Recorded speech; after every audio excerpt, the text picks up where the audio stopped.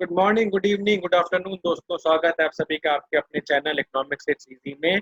आज हम लोग मैक्रो इकोनॉमिक्स में एक बहुत ही इंटरेस्टिंग टॉपिक पढ़ने वाले हैं जिसका नाम है मनी मल्टीप्लायर। मनी मल्टीप्लायर एक ऐसा कॉन्सेप्ट है जिससे हमें ये पता चलेगा कि बैंक वाले जो हैं वो कैसे इनिशियल डिपॉजिट से कि कैसे बैंक वाले एक इनिशियल डिपॉजिट से अपने जो पैसे हैं उनके पास उनको ग्रो करती है। कैसे बैंक इनिशियल डिपॉजिट से अपने पैसों को मल्टीप्लाई करती है, पैसे जनरेट करती है, वो आज हम लोग इस कॉन्सेप्ट में सीखेंगे। तो मनी मल्टीप्लायर एक ऐसा कॉन्सेप्ट, एक ऐसा प्रोसेस है जिससे बैंक वाले अपने रिजर्व के पैसों से, रिजर्व मीन जो पैसा बैंक ने बचाया हुआ है, उन पैसों से अगर बैंक कुछ पैसे जनरेट करती है, कुछ एडिशनल पैसे बनाती है, तो उस प्रोसेस को मैं कहता हूं मनी मल्टीप्लायर। अब इसका जो फॉर्मूला होता है वो होता है 1/LRR। LRR stands for legal reserve ratio. अब ये लीगल रिजर्व रेशियो क्या है? वैसे तो हम इसको अगले चैप्टर में अच्छे से डिस्कस करेंगे, बट सिंस इस चैप्टर में, इस कॉन्सेप्ट में ये एक टर्म आ गया है, तो मैं आपको इसका बेसिक इंफॉर्मेशन दे दूं, एक बेसिक आइडिया दे दूं, एक बेसिक इंट्रो दे दूं कि LRR क्या है। LR stands for legal reserve ratio. अब इसके दो पार्ट्स होते हैं, एक होता है मेरा CRR, एक होता है मेरा SLR। CRR stands for cash reserve ratio, whereas SLR stands for statutory legal liquidity ratio, sorry statutory liquidity ratio. CRR क्या है? अच्छा, जो LRR है ना, वो जो एक इकोनॉमी की सेंट्रल बैंक होती है, जैसे इंडिया में RBI है, वो डिसाइड करती है कि बैंक वालों को कितना पैसा रिजर्व में रखना पड़ेगा, कितना पैसा बैंक वालों को बचा के रखना पड़ेगा, या तो अपने पास या RBI के पास। ये कुछ परसेंटेज होता है जो वो डिसाइड करती है। तो CRR का ये मतलब है, कैश रिजर्व रेशियो का ये मतलब है कि कितने पैसे बैंक वालों को कितने पैसे RBI के पास मेंटेन करने पड़ेंगे। वहीं पे SLR का ये मतलब होता है कि बैंक वालों को कितने पैसे अपने पास मेंटेन करने पड़ेंगे। समझ गए? CRR मतलब RBI के पास कितने पैसा मेंटेन करना है, वहीं SLR का मतलब है कि अपने पास बैंक वालों को कितना पैसा मेंटेन करना है। दोनों के कॉम्बिनेशन को मैं कहता हूं LRR, लीगल रिजर्व रेशियो। तो जैसा कि अभी हम लोगों ने देखा था कि जो मनी मल्टीप्लायर है उसका जो फॉर्मूला होता है वो होता है 1/LRR। इसका ये मतलब है, अगर मेरा LRR 10% है तो मेरा फॉर्मूला हो जाएगा 1/10%। मीन्स अगर मैं सॉल्व करूंगा तो उसका आंसर आएगा 10। इसका ये मतलब है, अगर बैंक में 1 रुपए जमा है तो उस 1 रुपए से बैंक वाले 10 रुपए कमा लेंगे।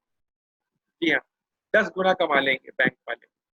ठीक है, वहीं पे 10 रुपए है तो बैंक वालों के पास लास्ट में वो कम से कम 10 गुना ज्यादा पैसा होगा, मतलब बैंक वालों के पास 100 रुपए। कैसे होता है वो हम आपको अभी बताएंगे एक एग्जांपल के थ्रू। बट उससे पहले जरा मैं आपको इसकी कुछ अजम्पशन बता दूं जिसपे ये बेस्ड है। इसकी दो अजम्पशन होती है माय डियर फ्रेंड्स। सबसे पहली जो मेरी अजम्पशन है LRR की, जो सबसे पहली अजम्पशन है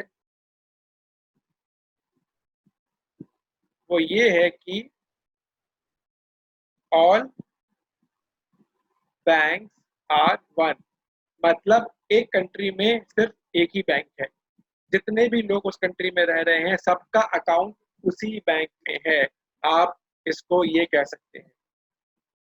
ठीक है, दूसरी जो इसकी अजम्पशन है वो ये है कि all transactions are done through bank only. एक इकोनॉमी में जितनी भी ट्रांजैक्शंस हो रही हैं वो सिर्फ बैंक के थ्रू ही हो रही हैं, मतलब कैश में नहीं हो रही। बैंक के थ्रू का मतलब या तो चेक से पेमेंट हो रही है, या आप इंटर बैंक ट्रांसफर कर रहे हैं, या आप डेबिट कार्ड यूज कर रहे हैं, मतलब एक बैंक से दूसरे बैंक में पैसा पहुंच रहा है। यही दो मेरी इसकी असम्पशन। अब मैं आपको बताता हूँ कि बैंक वाले कैसे अपने पैसे को मल्टीप्लाई करते हैं। यहाँ पे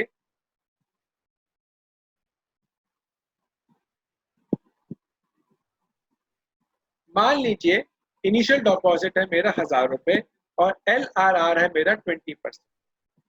इनिशियल डिपॉजिट है मेरा 1000 रुपए और मेरा LRR है 20%। तो मैं आपको बता दूं, मैथमेटिकली बैंक वाले उस 1000 रुपए से 5000 रुपए कमा लेंगे। जी हाँ, बैंक वाले उस 5000 से उस सॉरी 1000 रुपए से बैंक वाले 5000 रुपए कमा लेंगे। कैसे, ये मैं आपको अभी दिखाता हूँ, ध्यान से देखिएगा स्क्रीन पे। पहले जरा मैं इस असम्पशन को मिटा दूं। अब देखिए,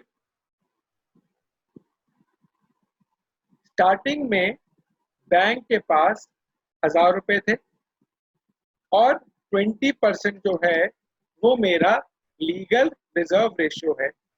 20% जो है वो मेरा लीगल रिजर्व रेशियो है।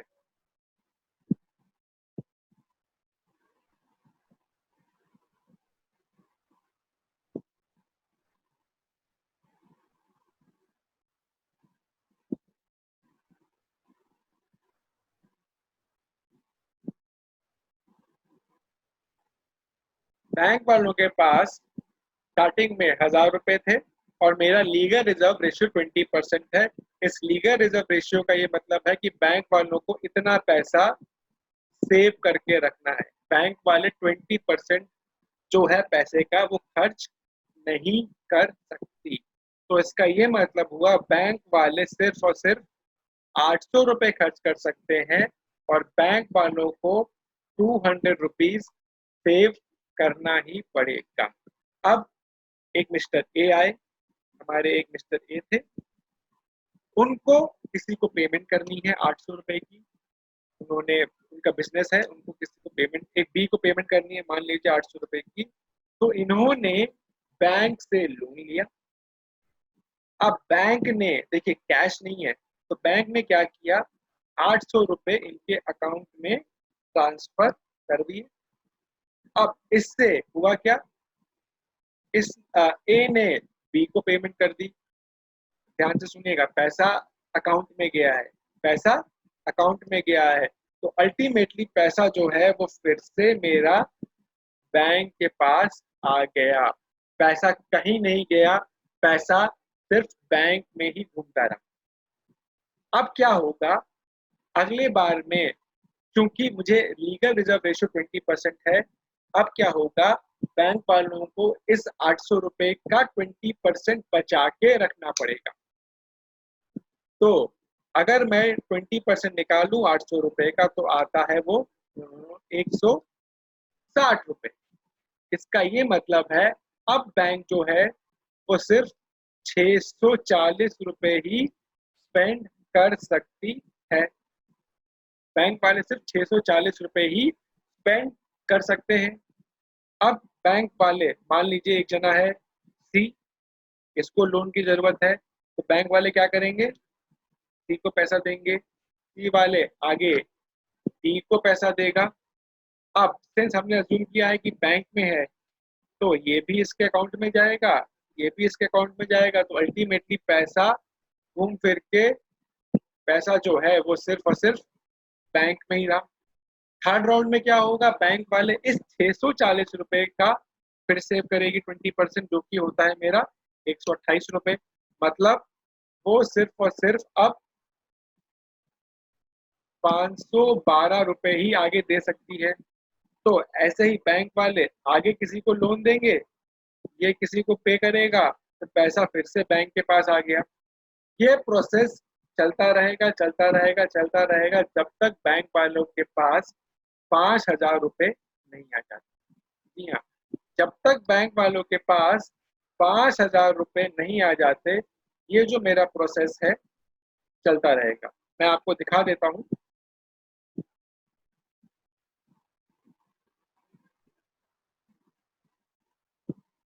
तो एक बार टेक्स्ट पढ़ लेते हैं, उसके बाद मैं आपको दिखा दूंगा कि ये आ, कितनी बार में कितना टाइम लगेगा जब ये पैसा बैंक का 5000 हो जाएगा।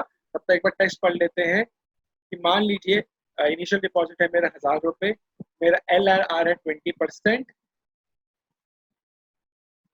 तो इसका ये मतलब है कि इनिशियली बैंक को 800 रुपये बचा के रखने हैं, और सॉरी 800 रुपये बैंक लेंड कर सकती है, उसको सिर्फ 200 रुपये वो बचा के रखेगी। अब हमने एज्यूम किया हुआ है कि सारी बैंक एक ही है, ट्रांजैक्शन जितनी भी ट्रांजैक्शन है वो सब बैंक के थ्रू हो रही है। तो अगर ए लोन लेता भी है और आगे पे करता भी है तो पैसा मेरा बैंक में ही रहेगा। फिर बैंक उस 800 का करेगी, 20% मतलब 160 रुपीज बचाने पड़ेंगे बैंक को, और उसके बाद वो 640 रुपये ही लोन दे सकती है। ये प्रोसेस मेरा चलता जाएगा, तब तक चलेगा जब तक मेरे पास 5,000 रुपये बैंक के पास नहीं आ जाए, जिसमें से 1,000 रुपये तो बैंक का इनिशियल डिपॉजिट है और बैंक वालों ने 4,000 रुपये लोन में दे दी। ठीक है, मैथमेटिकली अगर निकालूं इसका फॉर्मूला तो मेरा लीगल रिजर्व रेशियो आएगा 5 टाइम्स। इसका ये मतलब है बैंक वालों ने 5 गुने अपने पैसे को बढ़ा दिया। बहुत ही सिंपल कॉन्सेप्ट था आज का। आज की क्लास यहीं पे खत्म होती है। अगले वीडियो में हम लोग सेंट्रल बैंक के बारे में पढ़ेंगे, आरबीआई के बारे में पढ़ेंगे, जिसमें हम लोग आरबीआई के फंक्शन के बारे में पढ़ेंगे, और जो एक छोटा सा कॉन्सेप्ट जो हमने डिस्कस किया है LRR का, वो भी पढ़ेंगे।